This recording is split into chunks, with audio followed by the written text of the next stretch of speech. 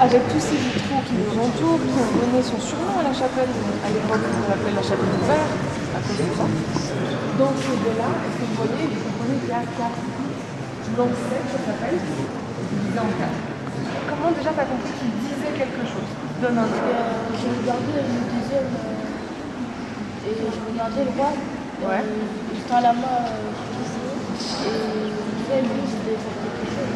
Bah, tu as parfaitement raison, d'attaquer une ville justement de tout le monde entre ses mains.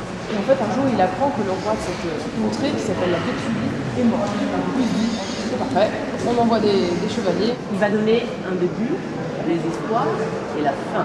Il y a la création d'Adam, Ève, le paradis, l'Éden. Il y a plein d'histoires, plein. Non, c'est comme si on lisait une grande BD.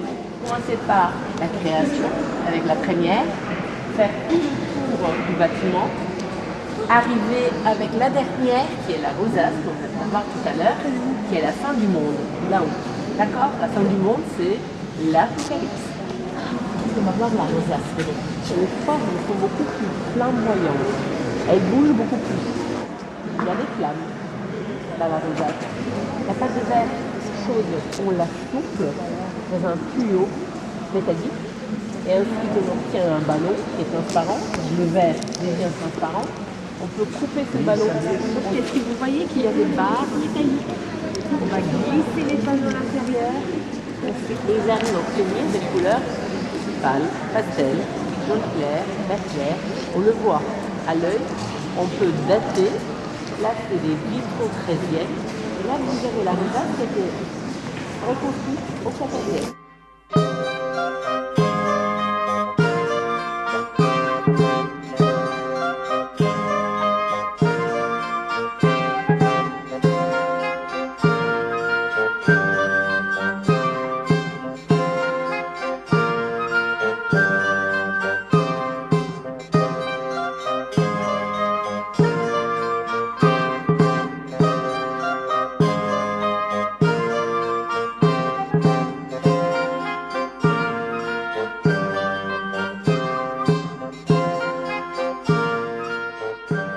C'est ce qu'on appelle la monnaie de Paris. C'était là pendant des siècles, on frappait la monnaie. Le pont sur lequel on va se quitter, qui s'appelle le pont Neuf, il s'appelle le pont Neuf parce qu'à l'époque du roi Henri IV, quand il l'a fait construire, autour des années 1600 et quelques, c'était le premier pont de tout Paris où il n'y avait pas de maison dessous. Ce matin, on a visité la Sainte-Chapelle. C'était le palais de Louis IX. Et comme il a régné jeune, sa mère elle l'a aidé. Et pour montrer que sa mère elle est forte, il a décidé de mettre des petits motifs de château. Le doré, c'était un signe de richesse. Le bleu, un signe de noblesse. Et le rouge, un signe de guerrier, oui, puissance. En visitant Notre-Dame, on est passé par des petites rues où elle nous a raconté des histoires.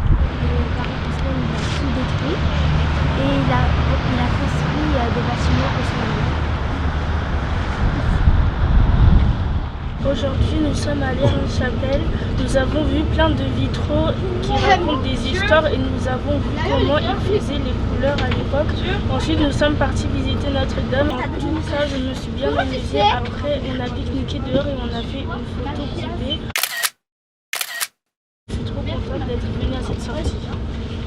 Et alors le roi a donné à Molière un théâtre à Paris, le Petit Bourbon, à partager avec les comédiens italiens. Alors, on l'a agressé physiquement, on a dit des horreurs sur Madeleine, sur Armande, on a prétendu que Molière avait épousé sa propre fille, on est allé le dire au roi.